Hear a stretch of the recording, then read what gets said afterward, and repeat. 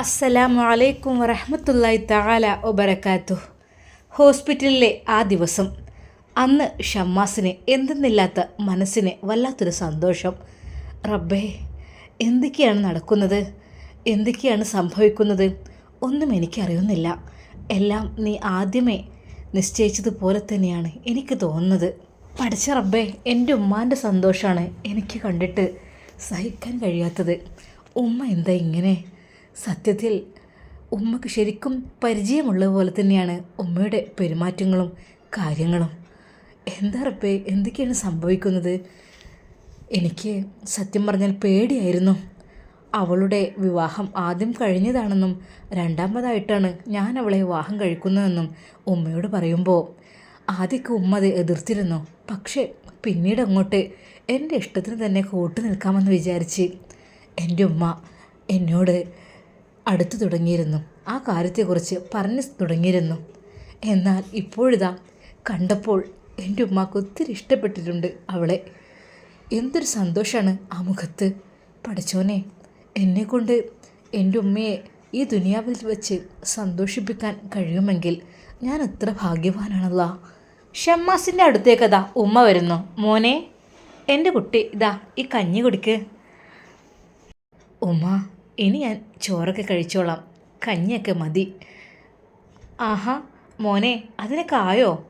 കുറച്ചുകൂടെ ലേറ്റായിട്ടുള്ള ഭക്ഷണം കഴിക്കല്ലേ നല്ലത്. ഉമ്മ, ഇപ്പോൾ കുഴപ്പമൊന്നുമില്ല. ഇതാ ചെറിയ രീതിയിലുള്ള ഈ മുറികളൊക്കെ ഒന്ന് ഉണങ്ങുവാനല്ലേ ഉള്ളൂ. അതെല്ലാം സ്റ്റിച്ചിട്ടത് കൊണ്ട് തന്നെ പെട്ടെന്ന് റെഡി ആയിട്ടുണ്ട്. മോനെ, എന്തായാലും ഉള്ളത്തെ മുറിയൊന്നും ഉണങ്ങിയിട്ടുണ്ടാവില്ല. എൻ്റെ കുട്ടി കുറച്ചുകൂടെ കെയറിങ് ചെയ്യുന്നത് നല്ലതാണ്. ഉമ്മ, ഇനി എന്താ മോനെ? അതൊക്കെ ഉണ്ടടാ.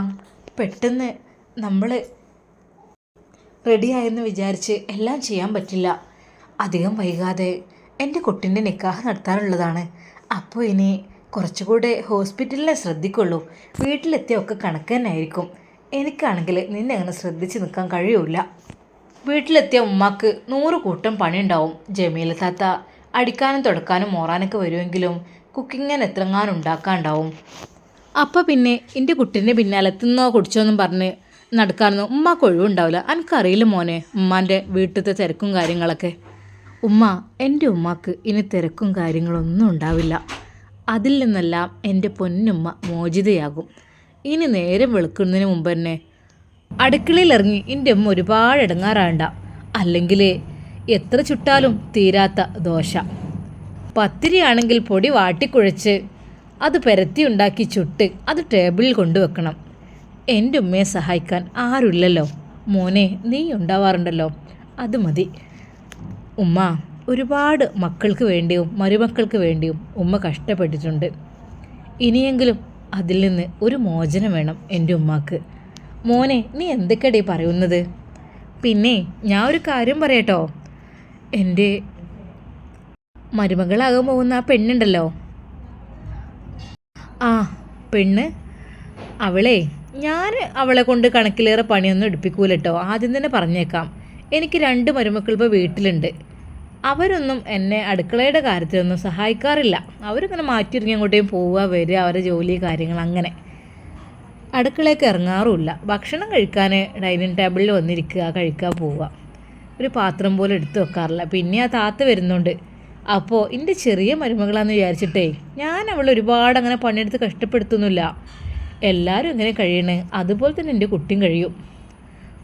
ഉമ്മ, നിങ്ങളെന്താ എത്ര പെട്ടെന്ന് അവളെങ്ങനെ ഇങ്ങോട്ട് പുകഴ്ത്തി പറയുന്നത്? കുട്ടി, മോളെ എന്തൊക്കെയാണ് നിങ്ങൾ പ്രയോഗിക്കണത്? ഒന്നും ആയിട്ടില്ലല്ലോ. ഉമ്മ, ഞാൻ നിങ്ങളോട് ചോദിക്കട്ടെ, എന്താ നിങ്ങൾക്ക് ഇത്രയധികം ഒരു സ്നേഹബന്ധം? ഒരു നിമിഷം കണ്ടപ്പോഴേക്കും ഇത്രമാത്രം എന്താ അവളെ നിങ്ങൾ സ്നേഹിക്കുന്നത്? എനിക്ക് സത്യം പറഞ്ഞാൽ കണ്ടപ്പോൾ അസൂയ തോന്നാൻ കേട്ടോ. ഉമ്മാക്ക് എന്നോട് വരെ അത്ര സ്നേഹമില്ലല്ലോ. ഞങ്ങളുടെ നിക്കാഹ് പോലും കഴിഞ്ഞിട്ടില്ല, അപ്പോഴേക്കും ഉമ്മ ഇത്രമാത്രം സ്നേഹം കൊടുക്കുന്നു. എന്തായാലും ഇങ്ങനൊരു ഉമ്മയെ കിട്ടിയത് അവളുടെ ഭാഗ്യമായിരിക്കുമല്ലേ. മോനെ, എന്തറിയില്ലടാ, എൻ്റെ മനസ്സ് വല്ലാതെ അങ്ങ് നിറഞ്ഞു നിൽക്കുകയാണ്.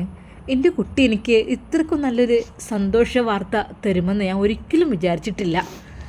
പലവട്ടം എൻ്റെ മോൻ പറഞ്ഞിരുന്നു, ഉമ്മ, മറ്റൊരുത്തൻ്റെ ഭാര്യയായിരുന്നു എന്നറിഞ്ഞപ്പോൾ എനിക്ക് സങ്കടം ഉണ്ടായി. അങ്ങനെ എങ്ങനെയൊക്കെ പറഞ്ഞപ്പോൾ എല്ലാവരും പറഞ്ഞു രണ്ടാം കെട്ടുകാരിയാണോ കല്യാണം കഴിക്കണമെന്നൊക്കെ പറഞ്ഞപ്പോൾ സത്യം പറഞ്ഞാൽ മോനെ എനിക്ക് മനസ്സ് വല്ലാതെ വേദനിച്ചിരുന്നു.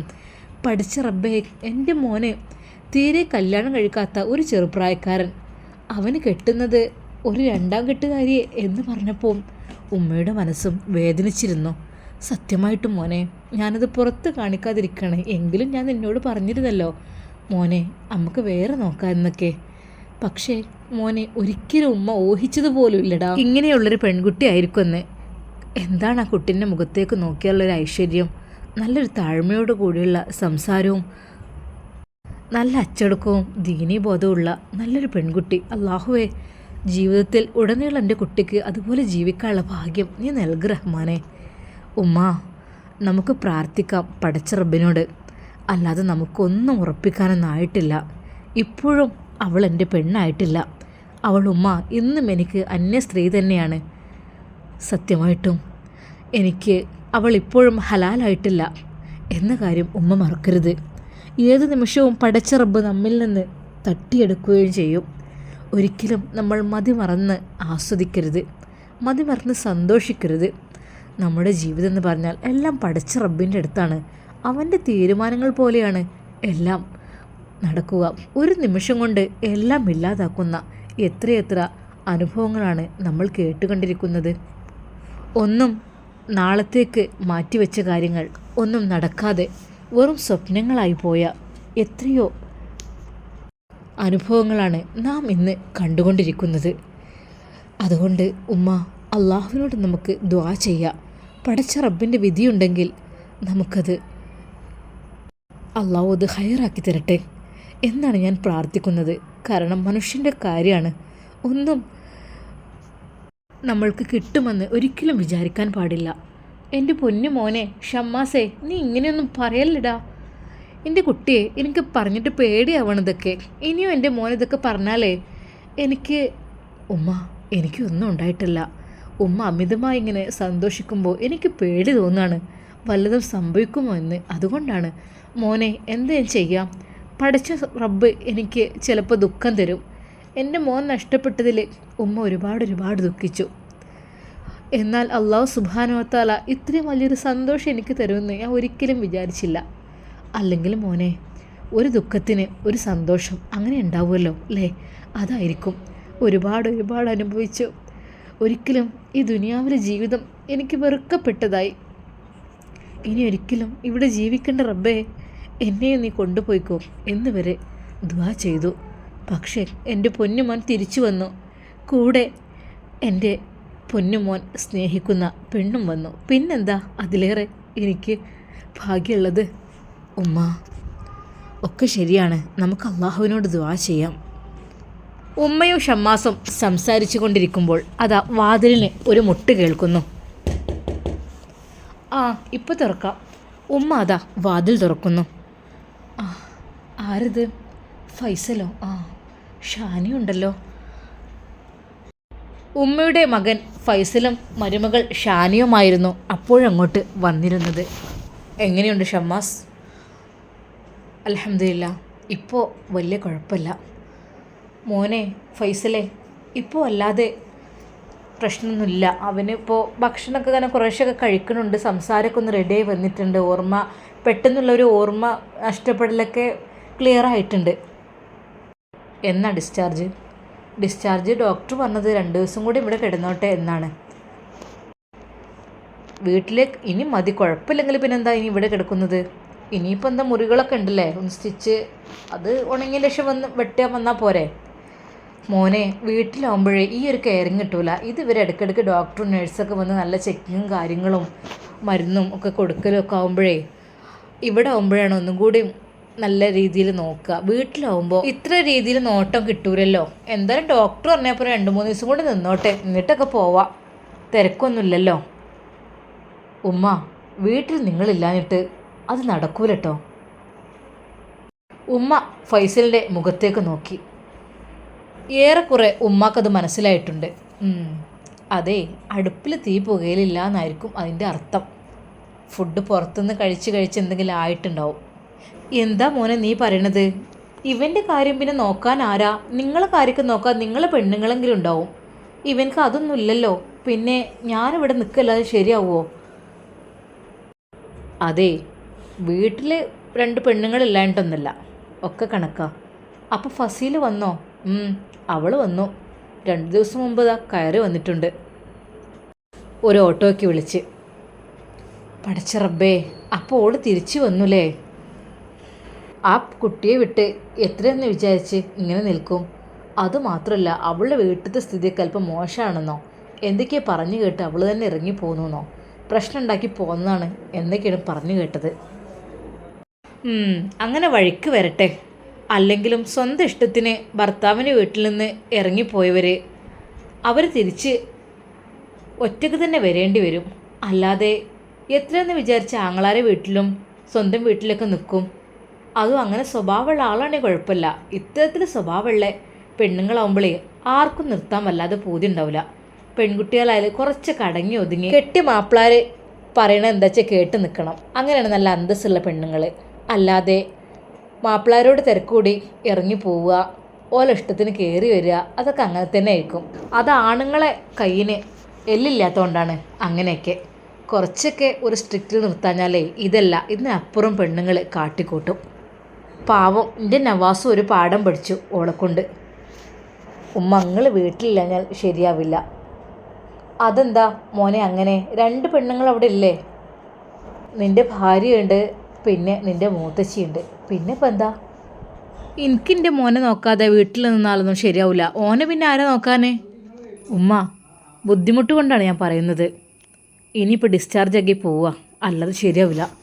എന്താ ഫൈസൽ ഈ പറയണത്? നിങ്ങളൊക്കെ നിങ്ങളെ ഇഷ്ടം പോലെ ഓരോന്ന് കാട്ടിക്കൂട്ടി, പിന്നെ നിങ്ങൾക്ക് ലാസ്റ്റ് എല്ലാത്തിനും വേണം.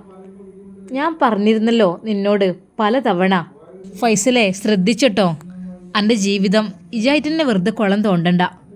നല്ലൊരു പെണ്ണാണ് എന്നൊക്കെ എന്നോട് എത്ര പ്രാവശ്യം ഞാൻ പറഞ്ഞിരുന്നു. അന്നൊക്കെ എൻ്റെ നിനക്ക് നീ ഭീഷണി മുഴക്കായിരുന്നു. മിണ്ടാതിരുന്നോണ്ട് എവിടെ, അതൊക്കെ എൻ്റെ ഇഷ്ടമാണ് എന്നൊക്കെ പറഞ്ഞിട്ട് ഇപ്പം എന്തായി? ഷാനി എല്ലാം കേട്ടുകൊണ്ടിരിക്കുന്നുണ്ട്. ഷാനി പറഞ്ഞു, അതേ ഞാനുള്ള യാഥാർത്ഥ്യം പറയാം. ഫൈസൽക്ക എൻ്റെ ഇഷ്ടത്തിന് നിൽക്കാറില്ല. പിന്നെ എന്തിനാ ഞാൻ അദ്ദേഹത്തിൻ്റെ ഇഷ്ടത്തിന് നിൽക്കണേ? ഒന്നുമില്ലെങ്കിൽ ഭാര്യ എന്നുള്ള ഒരു പരിഗണന പോലും എനിക്ക് ലഭിക്കാറില്ല. പിന്നെ ഞാൻ എന്തിനാ അങ്ങേർക്ക് വേണ്ടി ഇത്ര ബുദ്ധിമുട്ടാവുന്നത്? ഒന്നും മിണ്ടിയില്ല. ഉമ്മാക്ക് ശരിക്കും നല്ല ദേഷ്യം ഉണ്ടായിരുന്നു ഫൈസൽ അങ്ങനെയൊക്കെ അന്ന് കാട്ടിക്കൂട്ടിയതിൽ. അതിന് കൂട്ടുനിന്ന ഷാനിയെയും ഉമ്മക്ക് വെറുപ്പായിരുന്നു. പിന്നെ എന്ത് ചെയ്യാം, മക്കൾ ഇങ്ങനെ ഓരോന്നൊക്കെ ചെയ്തു കൂട്ടുന്നതിൽ. ഇതെല്ലാം കേട്ട് ഫൈസൽ ഒന്നും മിണ്ടിയില്ല. എന്താ ഡോക്ടറോട് ഞാൻ ചോദിച്ചു നോക്കട്ടെ ഡിസ്ചാർജിൻ്റെ കാര്യം. എന്താ മോനെ ഇങ്ങനെയൊക്കെ പറഞ്ഞാൽ? അവൻ്റെ കിടപ്പ് കണ്ടില്ലേ? അവൻ എത്രമാത്രം വലിയൊരു അപകടം പറ്റിയതാണ്. എന്നിട്ട് അവൻ ഈ ഒരു രൂപത്തിൽ വലിച്ചഴിച്ച് വീട്ടിലേക്ക് കൊണ്ടുപോയിട്ട് എനിക്ക് അവനങ്ങനെ നോക്കിക്കൊണ്ടിരിക്കാൻ പറ്റുമോ? ഡോക്ടർ പറയുന്ന അന്ന് ഡിസ്ചാർജ് ചെയ്ത് വീട്ടിലേക്ക് പോരാം, അല്ലാതെ ചോദിക്കേണ്ട ആവശ്യമില്ല.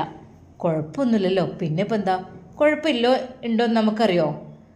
എത്ര മുറിവൊക്കെ പറ്റിയതാണ്, അതൊക്കെ ഒന്ന് ഉണങ്ങി വരട്ടെ.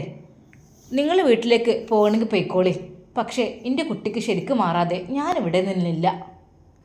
ഉമ്മയുടെ ആ ഒരു വാക്ക് കേട്ട് ഫൈസലിനെ ഒന്നും മിണ്ടാൻ കഴിഞ്ഞില്ല. ഉമ്മാക്ക് സത്യം പറഞ്ഞാൽ ഫൈസൽ എന്ന് പറയുമ്പോഴേ ഒരു ദേഷ്യമാണ്. കാരണം മറ്റൊന്നുമല്ല, അവൻ അങ്ങനെയൊക്കെയാണ് കാട്ടിക്കുട്ടിയത് ആ പെൺകുട്ടിയോട്. അതിന് പകരമായിട്ട് പഠിച്ചവനവനക്ക് നല്ലൊന്ന് കൊടുത്തും ചെയ്തു. 2 പേരും തീരെ ചേർച്ചയില്ല, എപ്പോഴും തിരക്കാണ്, പ്രശ്നമാണ്. അതുകൊണ്ട് തന്നെ അവൻ മറ്റൊരു പെണ്ണുമായി ഇപ്പോൾ കമ്പനിയുമാണ്. ഉമ്മാക്ക് അവൻ്റെ കാര്യത്തിൽ എന്താണെന്നറിയില്ല, തീരെ താല്പര്യമില്ല. എപ്പോഴും ദുആ ചെയ്യും, പഠിച്ച റബ്ബേ അവനക്ക് നീ നല്ല ബുദ്ധി കൊടുക്കണേ എന്നുള്ളത്. ഉമ്മാക്ക് ചെറിയൊരു ഭയമുണ്ടായിരുന്നു. അത് മറ്റൊന്നുമല്ല, നുസൈബ അവിടെ വന്ന കാര്യം ഫൈസൽ അറിഞ്ഞോ എന്നതിനെ പേടിച്ച്. പക്ഷേ ഫൈസൽ അതിനെക്കുറിച്ചൊന്നും പറഞ്ഞതുമില്ല, ചോദിച്ചതുമില്ല. അഥവാ എങ്ങനെയെങ്കിലും അറിയാനിട വന്നാൽ ഒരു പക്ഷേ അവൻ പ്രശ്നമുണ്ടാക്കുമെന്ന് ഉമ്മാക്ക് നന്നായിട്ടറിയാം. കാരണം അവൻ്റെ സ്വഭാവം അത്ര നല്ലതല്ല. അതുകൊണ്ട് തന്നെ ഫൈസൽ ഇതാ റൂമിൽ നിന്ന് ഇറങ്ങിപ്പോകുന്നു. എന്നാൽ എപ്പോഴെന്ന് വെച്ചാൽ ഡിസ്ചാർജിനനുസരിച്ച് വരി, അല്ലാതെ ഇപ്പം എന്ത് ചെയ്യാം? ഷാനി പിന്നാലെയും പോകുന്നു. പക്ഷേ ഫൈസൽ ഷാനിയുടെ അടുത്തുകൂടി നടക്കുന്നു പോലുമില്ല. അവൾ എങ്ങനെയോ പിന്നാലെ കൂടിയ പോലെയാണ് ഉമ്മാക്ക് തോന്നിയത്. അവർ തിരിച്ചു പോകുമ്പോഴും എന്തൊക്കെയോ വഴക്കിടുന്നത് പോലെയാണ് ഉമ്മാക്ക് തോന്നിയത്. പഠിച്ചോനെ, ആ പെൺകുട്ടി രക്ഷപ്പെട്ടത് തന്നെ ഇവൻ്റെ അടുത്ത് നിന്ന്. ഇപ്പോൾ കണ്ടില്ലേ, ഇവൾ ഇടങ്ങാറാണ്. അനുഭവിക്കട്ടെ. അല്ലെങ്കിൽ ദുനിയാവിൽ ഒരാൾ ഇടങ്ങാറാക്കാൻ നമ്മൾ പാടില്ല. ഇടങ്ങാറാക്കി കഴിഞ്ഞാൽ ദുനിയാവിൽ വെച്ച് തന്നെ ആ ശിക്ഷ പഠിച്ച റബ്ബ് നമുക്ക് നൽകും. രണ്ടകുപ്പ കണക്കിന് കിട്ടുന്നുണ്ട്.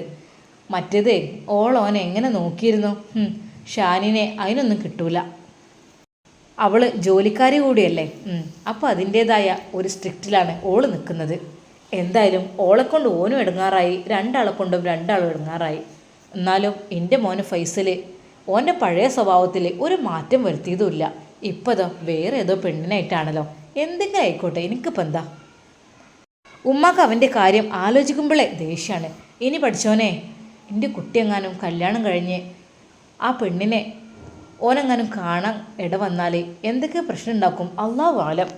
എന്തായാലും പറയാനുള്ളത് ഞാൻ പറയും. അല്ലാതെ ഇപ്പോൾ കുറേ പേടിച്ച് നിന്നിട്ട് എന്താ. ഒരു കാരണമില്ലാതെ തൊലാക്ക് ചെല്ലിയതല്ലേ, അതിനുള്ളത് പഠിച്ചോൻ തന്നെ ഓനക്ക് നൽകും. സത്യം പറഞ്ഞാൽ ഓൻ്റെ കൺമുമ്പിലൂടെ നടക്കണം നുസൈബയുടെ കൈ പിടിച്ചുകൊണ്ട് എൻ്റെ ഷമ്മാസ്. അതാണ് വേണ്ടത്. അതെല്ലാം കണ്ട് അവന് ആകെ സങ്കടം വരണം.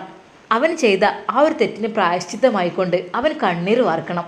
അത്രക്കും നല്ലൊരു പെൺകുട്ടിയെ അവൻ ഉപേക്ഷിച്ചു.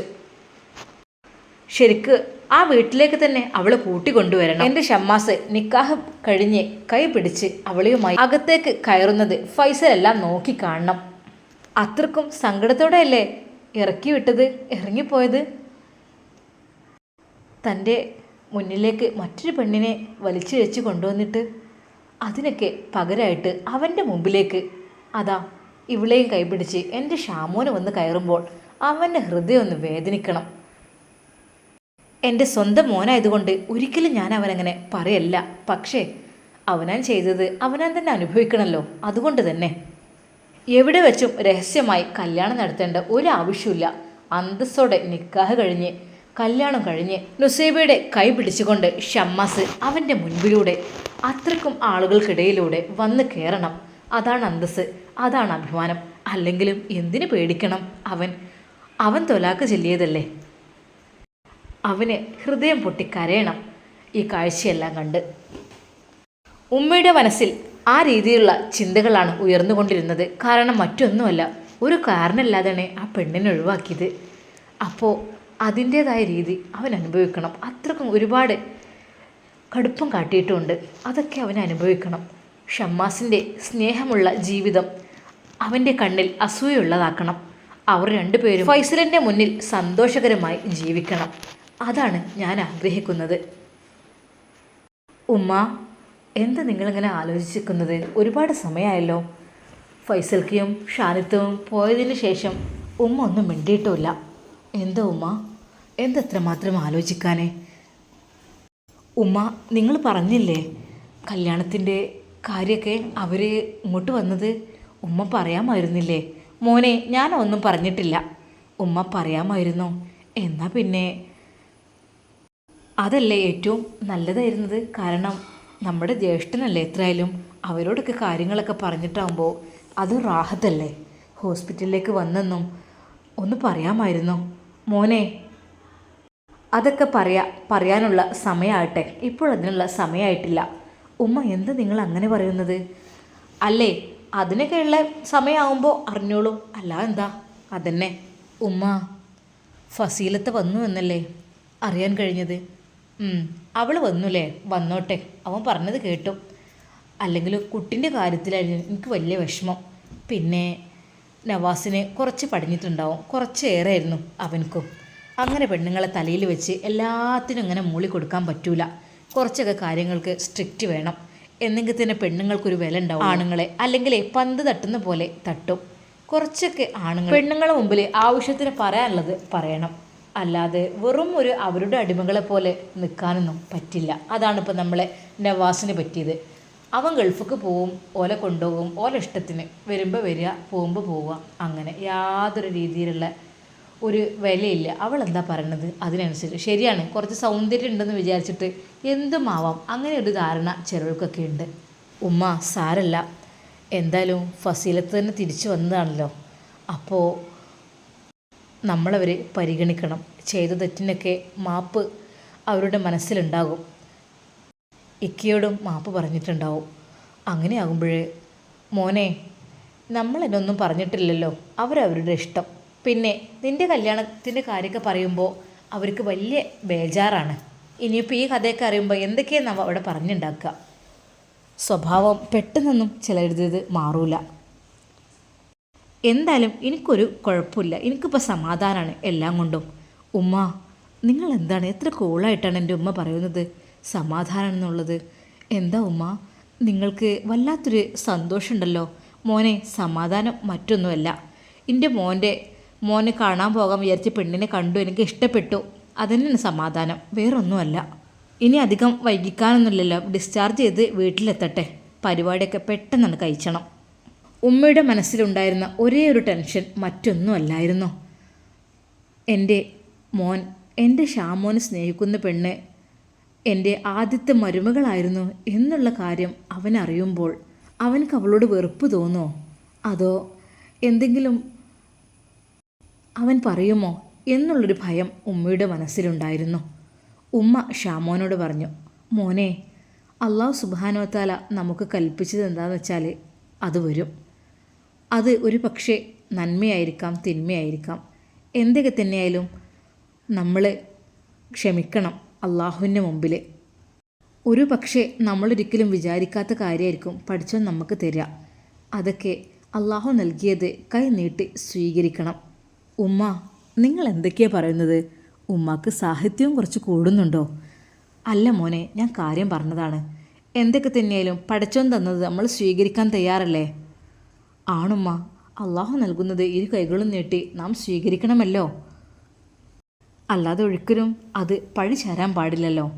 എനിക്കറിയാം എൻ്റെ മോനെ അങ്ങനെയൊന്നും ചെയ്യില്ല എന്ന്. ഉമ്മ എന്തൊക്കെയോ മനസ്സിൽ വെച്ച് സംസാരിക്കുന്നു. എന്താ ഉമ്മ? മോനെ, ഒന്നുമില്ലടാ, പഠിച്ചോ. നമുക്ക് ഇതിപ്പോൾ ഒരു കല്യാണം കഴിഞ്ഞ പെൺകുട്ടിയാണേ പഠിച്ചോ എനിക്ക് തന്നെന്ന് വിചാരിച്ചോ, അവിടെ വീട്ടിലൊന്നും നിന്നിട്ടുമില്ല, ഭർത്താവിൻ്റെ കൂടെ ജീവിച്ചിട്ടുണ്ടാവില്ല. അപ്പം എൻ്റെ കുട്ടിക്ക് വിഷമമൊന്നുമില്ലല്ലോ? ഹേയ് ഇല്ലമ്മ, അത് സാരല്ല, അതിനിപ്പോൾ എന്താ, അതൊന്നൊരു കുഴപ്പമില്ല. എനിക്ക് ഞാൻ തന്നെയല്ലേ ഇത് മനസ്സറിഞ്ഞ് എനിക്ക് ഇഷ്ടപ്പെട്ട് സ്നേഹിച്ചത്. മോനെ, പിന്നെ ഇതൊന്നും എൻ്റെ കുട്ടി പറയരുത് കേട്ടോ. ഒക്കെ കണ്ടറിഞ്ഞിട്ട് തന്നെയാണ്, ഞങ്ങൾ ആരും ഇതിന് നിന്നിട്ടില്ല. എൻ്റെ മോനാണ് അവളെ കണ്ടുപിടിച്ചതും എന്നോട് കാര്യങ്ങളൊക്കെ പറഞ്ഞതും പള്ളിയിലെ ഉസ്താദിനോട് പറഞ്ഞ്, ഉസ്താദ് പോലെ വീട്ടുകാരോട് പറഞ്ഞ് കാര്യങ്ങളൊക്കെ സെറ്റാക്കിയത് മോൻ്റെ സമ്മതത്തോടും ഇഷ്ടത്തോടും കൂടി മാത്രമാണ്. ഇനി അതിനപ്പുറത്തേക്ക് എൻ്റെ മോനൊന്നും പറയരുത് കേട്ടോ. ഇല്ലമ്മ. ഉമ്മയുടെ കൈ അവൻ പിടിച്ചു. ഉമ്മ, ഞാനങ്ങനെ പറയില്ല. എന്താ ഉമ്മ വിചാരിക്കുന്നത്? ഹേയ്, ഇനി മറ്റൊരു പെണ്ണിനെ ഒരിക്കലും ഞാൻ ജീവിതത്തിലേക്ക് ക്ഷണിക്കില്ല എന്ന് വിചാരിച്ചതാണ്. ഇത് ശരിയാവുന്നത് തന്നെ ഞാൻ അറിഞ്ഞിട്ടില്ല. പിന്നെ എനിക്ക് ആക്സിഡൻറ്റ് സംഭവിച്ചപ്പോൾ തന്നെ എനിക്ക് എന്തൊക്കെയോ പറ്റിപ്പോയി. ഇനി ഒരിക്കലും എനിക്കൊരു വിവാഹ ജീവിതമൊന്നും ഞാൻ കരുതിയിട്ടില്ല. ജീവിതം തന്നെ തിരിച്ചു കിട്ടുമെന്ന് ഞാൻ കരുതിയിട്ടേ ഇല്ല. എല്ലാം അള്ളാഹുവിൻ്റെ റഹ്മത്ത്. ഇവിടേക്ക് അവൾ വന്നു, എന്നെ കണ്ടു. എനിക്കുമ്മ വല്ലാത്ത സന്തോഷമാണ് എൻ്റെ മനസ്സിന്. ഇനി അതിനപ്പുറത്തേക്കായിട്ട് വേറൊന്നും ഞാൻ ചിന്തിക്കുന്നില്ല. എന്നെ അവൾക്ക് ഇഷ്ടമാണെങ്കിൽ, എന്നെ സ്വീകരിക്കാൻ അവൾ തയ്യാറാണെങ്കിൽ ഉമ്മ, ഞാൻ അവളെ നിക്കാഹ് ചെയ്യാൻ തയ്യാറാണ്. ഇനി അതിനപ്പുറത്തേക്ക് ഒന്നും ഒരു മാറ്റമില്ല. മോനെ, അൽഹംദുലില്ലാ. ഉമ്മ അതാ അള്ളാഹുവിനോട് സ്തുതി പറയുന്നു.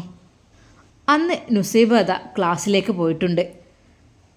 അവളുടെ ചിന്തകളിങ്ങനെ മാറി മറിഞ്ഞ് ഒഴുകുകയാണ്. അതിൽ മിസ്സ് ചോദിക്കാണ്, നുസൈബ, 2 ദിവസമൊക്കെ ക്ലാസ് ലീവായിരുന്നല്ലേ, എന്തു പറ്റി? അത് മിസ്സേ, എനിക്ക് ഓക്കെ പറയാൻ ബുദ്ധിമുട്ടാണെങ്കിൽ പറയേണ്ട ആവശ്യമില്ല. ഓക്കെ, പിന്നെ എക്സാം കറക്റ്റായിട്ട് അറ്റൻഡ് ചെയ്യണേ. ഡിയർ സ്റ്റുഡൻസ്, എല്ലാവരും സെറ്റല്ലേ? എക്സാമിനായിട്ട് സെറ്റല്ലേ എല്ലാവരും? പലരും ഓക്കെ പറഞ്ഞു, പലരും ചെറിയൊരു മന്ദഗതിയിൽ. എന്താ, എല്ലാവർക്കും ഒരേ പഠനം തന്നെയാണ് ഞാനിവിടെ നൽകിയിട്ടുള്ളത്. എല്ലാവരെയും ഒരുപോലെ പഠിപ്പിച്ചു. എല്ലാവർക്കും ഒരുപോലെ റിഹേഴ്സലും കാര്യങ്ങളും എല്ലാം ഞാൻ നടത്തി തന്നു. അപ്പോൾ നിങ്ങളെല്ലാവരും റാങ്കുകാരായിരിക്കണം, അതാണ് എൻ്റെ ആഗ്രഹം. നിങ്ങൾ ഒരുപാട് ക്യാഷ് കൊടുത്തിട്ടാണ് ഇവിടെ ജോയിൻ ആയത്. അതിനുള്ള ഒരു ബെനിഫിറ്റ് നിങ്ങളുടെ വീട്ടുകാർക്ക് നിങ്ങൾ കാണിച്ചു കൊടുക്കണ്ടേ? ആരും ഉഴപ്പരുത്. കുറഞ്ഞ ദിവസം മാത്രമേ ഉള്ളൂ കേട്ടോ. കഴിഞ്ഞു, അതോടുകൂടി കഴിഞ്ഞു. ഇനി നിങ്ങൾക്ക് തീരുമാനിക്കാം നിങ്ങളുടെ ഭാവി എന്താണെന്ന്.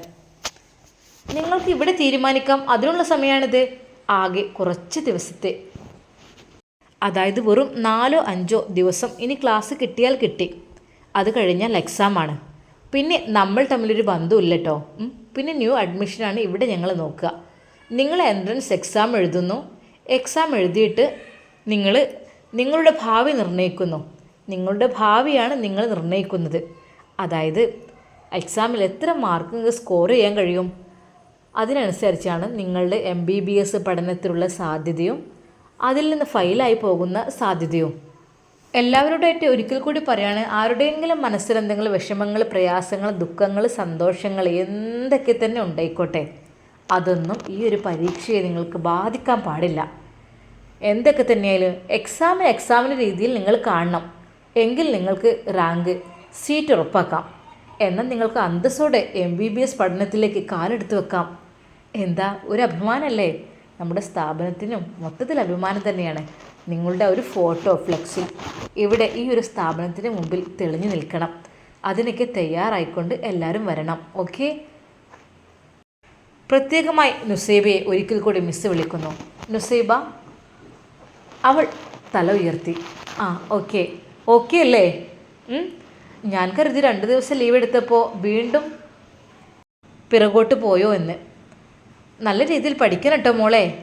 അപ്പോഴേക്കും അതാ സാറ് ക്ലാസ്സിലേക്ക് വരുന്നു. Good afternoon sir. Okay sit down. അപ്പോൾ മക്കളെ, എക്സാമിനൊക്കെ എല്ലാവരും സെറ്റാണെന്ന് എനിക്കറിയാം. കാരണം നമ്മൾ പഠിപ്പിച്ച മക്കളാണ്, മോശമാവില്ല അല്ലേ? അപ്പോൾ എല്ലാവരും ആത്മാർത്ഥമായി എക്സാം എഴുതാൻ വേണ്ടി ശ്രമിക്കുക. 4-5 ദിവസം കഴിഞ്ഞാൽ എക്സാമാണ്. എല്ലാവരും കേട്ടോ നല്ല മൈൻഡോട് കൂടി വേണം ക്ലാസ്സിൽ, അതായത് പരീക്ഷാ ഹാളിൽ പോയിരിക്കാൻ. നല്ല രീതിയിൽ അറ്റൻഡ് ചെയ്യുക. എല്ലാവരും സക്സസ്ഫുള്ളായി എന്ന് ഞാൻ കേൾക്കണം. അങ്ങനെ ആയിക്കഴിഞ്ഞാൽ അത് ഈ സ്ഥാപനത്തിന് ഏറ്റവും മികച്ച നേട്ടമായിരിക്കും.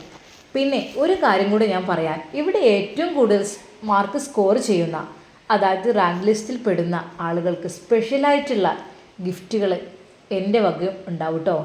അത് കേട്ട് മിസ്സും പറഞ്ഞു, അതെ എൻ്റെയും സ്ഥാപനത്തിൻ്റെയും വകയായിട്ട് നിങ്ങൾക്കുണ്ടാകും. എന്തൊക്കെ തന്നെയായാലും നിങ്ങളുടെ ഭാവിയാണ്, നിങ്ങളുടെ MBBS പഠനം, ജീവിതം. ഡോക്ടറായി ഇറങ്ങുക സന്തോഷത്തോടു കൂടി. ആ ദിവസം നിങ്ങൾ ക്ഷണിക്കണം. ആ ഒരു സമയത്ത് ഞങ്ങളിവിടെ എത്തും. ഞങ്ങൾ പഠിപ്പിച്ച മക്കൾ ഡോക്ടർ വിഭാഗം പൂർത്തിയാക്കി ഡോക്ടറായി ഇറങ്ങുന്നത് കാണാൻ മനസ്സിലെ ആഗ്രഹം കൊണ്ടാണ്. All the best. എല്ലാവരും എന്തെങ്കിലും മനസ്സിലുണ്ടെങ്കിൽ അതൊക്കെ മാറ്റി വെക്കുക, പഠനത്തിലേക്ക് മുഴുകുക, എക്സാം എഴുതുക. ഓക്കെ. താങ്ക് യു സർ എന്ന് പറഞ്ഞ് എല്ലാ കുട്ടികളും വളരെയധികം ആവേശത്തോടെ അതാ കൈയടിക്കുന്നു. അന്ന് സ്കൂൾ വിട്ടു പോകുമ്പോഴും സാധാരണത്തെ രീതിയിൽ നുസൈബ ആ ഷോപ്പിലേക്ക് വെറുതെ ഒന്ന് നോക്കി. ഇല്ല, ആ ചെയർ അവിടെ ഒഴിഞ്ഞു കിടക്കുകയാണ്. പക്ഷേ എൻ്റെ മനസ്സിൽ ഇന്ന് സങ്കടമല്ല, എൻ്റെ മനസ്സിൽ ഇന്ന് സമാധാനമാണ്, സന്തോഷമാണ്. ഒരു അന്യ വീട്ടിലേക്ക് കയറി ചെല്ലുന്ന പോലെയല്ല ഞാൻ പോകുന്നത്. എൻ്റെ പ്രിയപ്പെട്ട ഉമ്മയുണ്ട് അവിടെ, എൻ്റെ പ്രിയപ്പെട്ട ഷമ്മാസുണ്ട്. എനിക്ക് സന്തോഷമാണല്ല. പക്ഷേ ഫൈസലിൻ്റെ കാര്യത്തിൽ മാത്രമുള്ളൂ ചെറിയൊരു ടെൻഷൻ. അതൊന്നും സാരമില്ല. ഉമ്മ ഉണ്ടാകുമ്പോൾ അതൊന്നും പേടിക്കേണ്ട ആവശ്യമില്ല. പിന്നെ എൻ്റെ ഷമ്മാസ് എന്ന് പറഞ്ഞാൽ നല്ല ആണത്തുള്ള ആളാണ്. അതുകൊണ്ട് ആ കാര്യത്തിലും പേടിക്കേണ്ട. അല്ലെങ്കിൽ തെറ്റ് ചെയ്തത് ഞാനല്ലല്ലോ, ഫൈസൽക്കല്ലേ. നുസൈബയുടെ മനസ്സിൽ സന്തോഷം അലതല്ലുകയാണ്. ഷിഫയുടെ കാര്യങ്ങളെല്ലാം പറഞ്ഞതുകൊണ്ട് തന്നെ ഷിഫയും വളരെയധികം സന്തോഷത്തിലാണ്. എന്നാലും നുസൈബ, ഈ ഭാഗ്യവതിയാണ് കേട്ടോ. നിനക്ക് നിൻ്റെ ഉമ്മാനെ തിരിച്ചു കിട്ടിയല്ലോ. എപ്പോഴും നല്ലത് മാത്രം പറയുന്ന ആ ഉമ്മയാണ് ഷമ്മാസിൻ്റെ ഉമ്മ എന്ന് അറിഞ്ഞതിൽ വളരെയധികം സന്തോഷമുണ്ട്. പിന്നെ സാറും മിസ്സും പറഞ്ഞല്ലോ എക്സാമിൻ്റെ കാര്യം, അത് ഇനിയിപ്പോൾ മറ്റു പലതും ആലോചിക്കേണ്ടത് ഇത് കഴിഞ്ഞിട്ടാവാം കേട്ടോ. ഒരു പക്ഷേ ഇത് മനസ്സിനുള്ളിലേക്ക് കടന്നു കയറി സന്തോഷം കൂടുതലായി ആത്മാർത്ഥമായി വരുമ്പോൾ പഠനത്തിൻ്റെ കാര്യം അങ്ങ് മറന്നു പോകരുത് കേട്ടോ. എൻ്റെ നുസൈബ, നമ്മുടെ സ്ഥാപനത്തിലെ ഏറ്റവും മികച്ച റാങ്ക് കരസ്ഥമാക്കുന്ന ആൾ അത് നീ തന്നെയാകണം. നുസൈബ എന്നുള്ള പേര് വരണം. അതാണ് ഞാൻ ആഗ്രഹിക്കുന്നത്. എടി പെണ്ണെ, അപ്പം നീയോ? ഷിഫ എന്നുള്ള പേര് വേണ്ടേ ആ ലിസ്റ്റിൽ?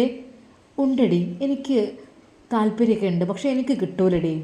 നിനക്കല്ലേ പഠിക്കാൻ കൂടുതൽ മിടുക്കുള്ളത്, എനിക്ക് അത്ര കിട്ടൂലടി. ആര് പറഞ്ഞ്? നീയും ശ്രമിക്ക് പെണ്ണെ. ഞാൻ പറഞ്ഞല്ലോ, നീ ഡോക്ടറായി ഒരു സ്ഥാപനത്തിൽ ജോലി ചെയ്യുമ്പോൾ ഞാനതിൻ്റെ അസിസ്റ്റൻ്റായി നിൻ്റെ കൂടെ ഉണ്ടാകും, പോരെ? അത് കേട്ട് നുസൈബയുടെ കണ്ണുകൾ നിറഞ്ഞു. എടി, നിനക്കും എന്നെപ്പോലെ വേണം, അതാണ് ഞാൻ ആഗ്രഹിക്കുന്നത്. പക്ഷേ ഷിഫ, എനിക്ക് എൻ്റെ ജീവിതത്തിൽ ഒരുപാട് സങ്കട നിമിഷങ്ങളും ടെൻഷനുകളും വന്നതുകൊണ്ട് തന്നെ എനിക്ക് മുഴുവൻ മാർക്ക് സ്കോർ ചെയ്യാൻ കഴിയുമെന്ന്. ആര് പറഞ്ഞോ നിനക്ക് കഴിയില്ലാന്ന്? നുസൈബ, നല്ല കഴിവുള്ള കുട്ടിയാണ് നീയെ, നഷ്ടപ്പെടുത്തരുത് കേട്ടോ. നിനക്കതൊരു അഭിമാനമാണ്. നീ എങ്ങാനും ഈ ഒരു എൻട്രൻസ് എക്സാമിൽ നല്ല ഉയർന്ന റാങ്കോടുകൂടി പാസ്സായി കഴിഞ്ഞാൽ നിന്നെ ഹെൽപ്പ് ചെയ്ത ഉമ്മാക്കും നിന്നെ സ്നേഹിക്കുന്ന ഷമ്മാസിനും അത് നല്ലൊരു സന്തോഷ വാർത്തയായിരിക്കും. അവർക്ക് അവരുടെ കുടുംബത്തിലൊക്കെ പറയാൻ നല്ലൊരു ബെസ്റ്റ് ഓപ്ഷനാണത്. അതുകൊണ്ട് നുസൈബ, നീ ഇത് തള്ളിക്കളയരുത്. നല്ല രീതിയിൽ പഠിച്ച് പാസ്സാവണം. എന്നിട്ട് നിങ്ങളുടെ കുടുംബത്തിനും നിൻ്റെ ഷമ്മാസിൻ്റെ കുടുംബത്തിനും അതൊരു അഭിമാനമാകണം. എന്താ, നിനക്ക് പറ്റില്ലേ? ഷിഫയുടെ ആ ഒരു ആത്മാർത്ഥമായുള്ള വാക്കുകൾ കേട്ടപ്പോൾ നുസൈബയുടെ ഹൃദയം തുടിച്ചു. അവൾ അതിനു വേണ്ടി തയ്യാറെടുക്കുവാൻ വേണ്ടി പോകുന്നു. ശരിയാണ്, തോറ്റുകൊടുക്കരുത്. എല്ലാത്തിലും വിജയിക്കണം, ഉയർന്ന റാങ്ക് കരസ്ഥമാക്കണം. വളരെയധികം സന്തോഷത്തോടു കൂടി നുസൈബ എല്ലാം മനസ്സിൽ ഉറപ്പിച്ചുകൊണ്ട് അതാ വീട്ടിലേക്ക് ബസ് കയറുന്നു. ഇൻഷാ അല്ലാ ഇതിൻ്റെ ബാക്കി ഭാഗം നാളെ കാണാം. നുസൈബയുടെ എക്സാമിൻ്റെ റിസൾട്ട് എന്താവും എന്നൊക്കെ നമുക്ക് കാത്തിരുന്ന് കാണാം. എല്ലാവർക്കും അസ്സലാമു അലൈക്കും വറഹ്മത്തുള്ളാഹി.